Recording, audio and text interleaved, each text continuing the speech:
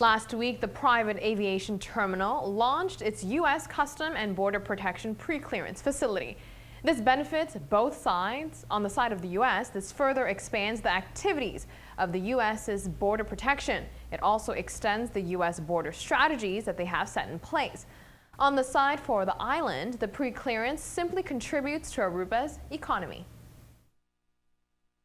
At the private aviation terminal pre-clearance inauguration, the director, Officer Dylan De Francisi, explains there are a few guidelines private aircraft passengers must follow in order to successfully go through the pre-clearance procedure.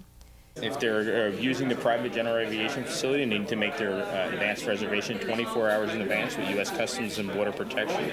And we have an 8-hour window, I believe it's 8 to 4, 7 days a week, where we can clear private aircraft at this facility.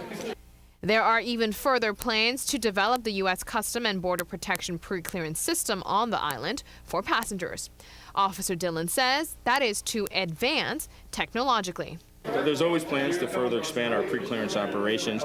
As we see the tourism grow here in Aruba, we always look to expand our operations. We're currently looking at technology to process passengers here. We have kiosks in some of our pre-clearance locations and our U.S. ports of entry, which assist in the facilitation of passenger flow, and we're looking to get those kiosks here in Aruba. The officer reinforces the efficient and successful partnership between stakeholders regarding airport pre-clearance projects. We've had a phenomenal success in relationship with Aruba Airport Authority and the Aruba government regarding pre-clearance operations. I was here for 4 years as the port director. We have a very close relationship between the United States and Aruba, and I hope to continue the successful relationship that we have. Prime Minister Mike Amon confirms the plans for technological advancements at Aruba's airports. Aruba is one in the 16. Imagine we have more than 100 countries in the world.